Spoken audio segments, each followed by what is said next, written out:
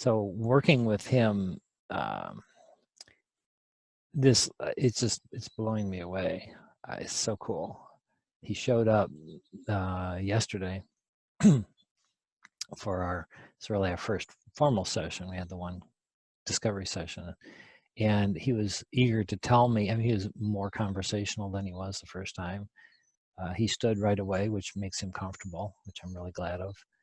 And he said, I stopped eating candy and power drinks, except every once in a while. He said, and so the voices are easier or less now as a result of that.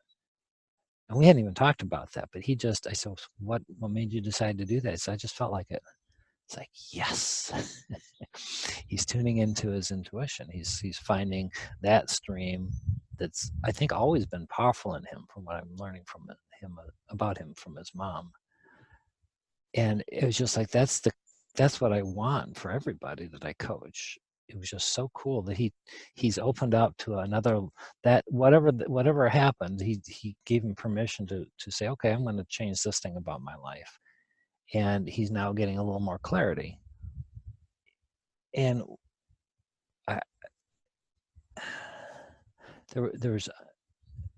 and yet the session with him was very short relative. It was like probably 15 minutes, maybe 20 minutes. And I think I know the answer to this question, but it feels like the intellectual coach in me wants to give him an hour or a half hour.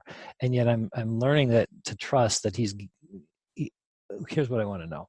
Is he getting what he needs from me, what in that session? So it feels like sometimes it's short, and then I think, did you even get anything? Because I can't, he doesn't say necessarily. He's just like, are we going yet? And he's gone, he's off to talk to his mom. Is he getting I don't know if that's even a question. Is he getting what he needs? I know the answer. This young man is extremely tuned in, tapped in, turned on, and he always has been. He is extremely powerful. Yes.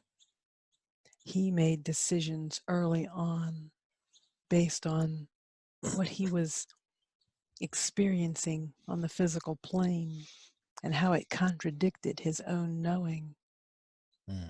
Those decisions can be unmade very easily. He is extremely powerful. Do not underestimate his clarity, Okay. his knowing, his absolute knowing. He is getting everything he needs. Okay. Follow his lead. Yeah. Okay. Well, that's sort of what I did. I think I hung on a little bit more, asked one extra question, and he was ready to be done, and it didn't matter. But I did, when he was on his way out to talk to his mom, say, are we going to go yet? It's like, okay, I don't need to reel you back. But it helps me to understand what he's calling for when you can share this. You are one of the very few to not attempt to control him. He is receiving this message quite clearly. Oh. He is benefiting from it immensely already. It will continue to. Okay. Wow. The best service you can give him is the best service you are giving him. Okay. To respect his basis in freedom. Right. That makes perfect sense. Yeah, that helped. That really helped. You said earlier he's got a knowing that's just enshrouded kind of in the facade right now, that's been stuffed down. But yeah, when you say that, wow, I really get that. I can feel the bigness of that. Yes.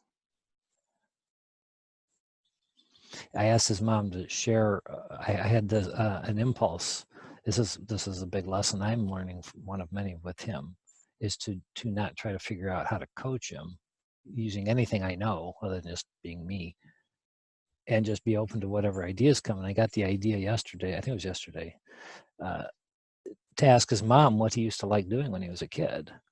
Because I heard an Abraham clip that said part of this, sometimes when they get so suppressed, and then the voices come and all that, is sometimes just because they were held away from being themselves or what they love to do and how they like to express for a long enough period of time. Then it pops out in some other way or gets internalized in self-destructive behavior.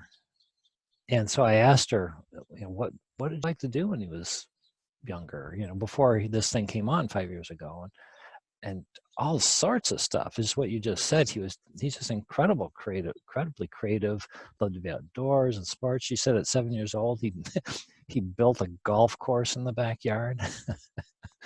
I'm like, wow. I see the immensity of this young man. So right, I'm really right on track. He was so clear about who he is. It was much more painful for him to be controlled than it is for the average human. Oh, okay. This is the source of the discomfort. This is the source of the resistance. Okay. All right. That's good. One of the things When he Ramona. really understands, Mm-hmm.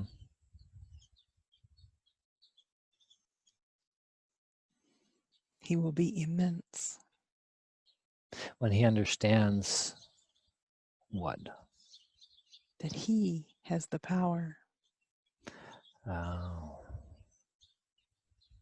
Okay. That he feels right now has been taken away from him. Yes. Yeah. Okay. Yes. Well, I do definitely feel that. Oh. This is incredible. I had that hunch right from the start that there was this gift. Which I told him he and his mom both. This is a gift. I didn't know. I couldn't see what it was, but it really felt like it.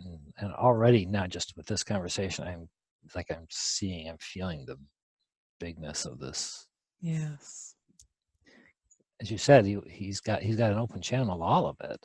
Yes. So he gets to choose. He could be anything. Yes. Do anything. Yeah. Oh man. Okay, so nothing really to do different other than just keep following my own guidance and validate him. Yes. Yeah. Validate and serve as a role model. There is no teaching required. Right. Okay.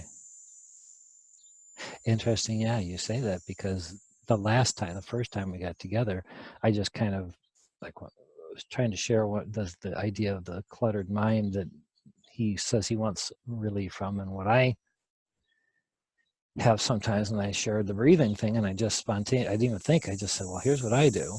And then he stood up and started doing it, and then boom. Yeah. Okay, that's really helpful. Yeah, he doesn't need to be taught anything. Just demonstrate, here's some things that could work. You get to choose. Yes.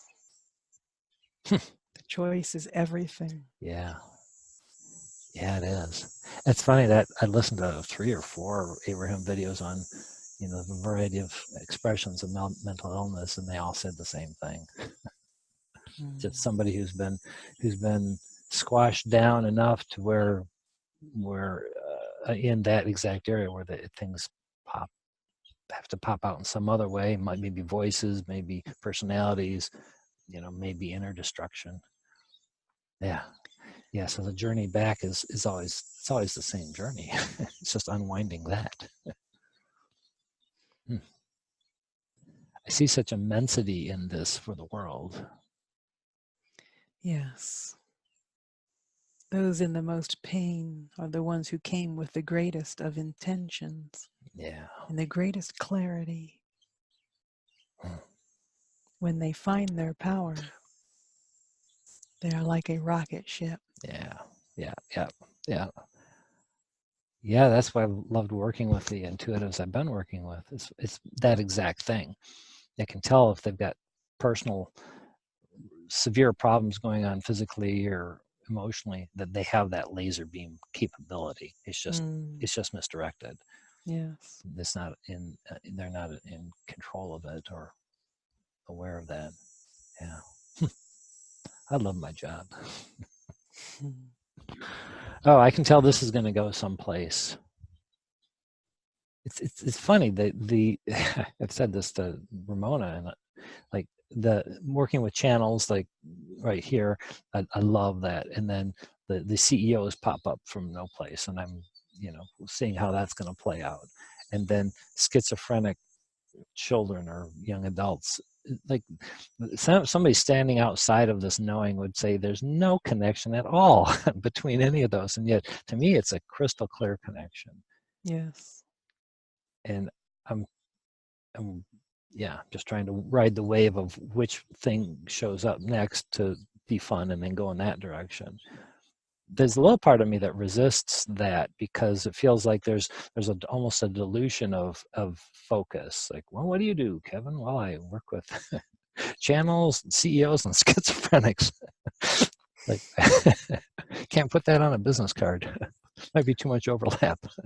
What is the common denominator? Yeah. Well, it's finding alignment where you've been taught to be out of alignment. There's a much more narrow common denominator. Okay, more narrow than that, you're saying? Yes. The only other thing that comes to mind is the intensity of the focus. Yes. Is that what you're saying? Yes.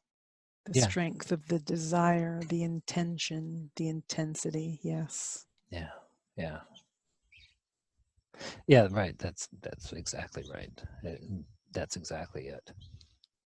And that ties into what I've known for years. That I like to work with, quote, high performers. I never really tied that into what that means. High performers are ones who have that ability, that intensity, focusing ability. Few would call a schizophrenic a high performer. Yeah, yeah. It is before the performance. The high performance is the outcome. It's the symptom. Yes. What comes before that? The burning desire. The burning. Yeah. That's helpful. Yeah, right. That, because I was struggling with high performing because I didn't exactly right. It didn't quite encapsulate it. But yes, the intense desire, and usually that's been suppressed. That it hasn't been able to be expressed. Yes, otherwise it would not be It burning. wouldn't be burning. Yeah, right. Totally makes sense. I love that. I love helping people release that so much. That's more than anything. That's the thing I love to do. Put that on a business card. Let me release your intense burning desire. Yeah, Are you releasing it or are you feeding it? Releasing the resistance so it can be expressed.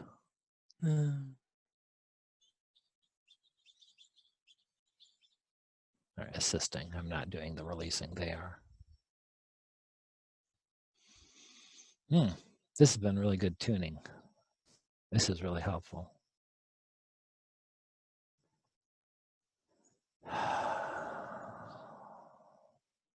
So there's nothing really more to do other than just be it and let them show up. Yes. Yeah.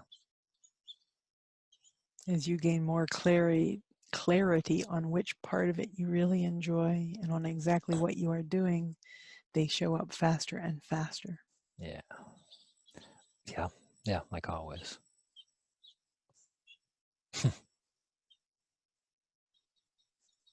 Yeah, that's that common denominator is interesting because it's so clear what it is. I mean, you articulated it perfectly, and yet the external manifestation or the situation they're in where I can help them, seems like it can be all over the map then. Yes. Are you telling us you think it's vibrational rather than action oriented? I think it could. I think so.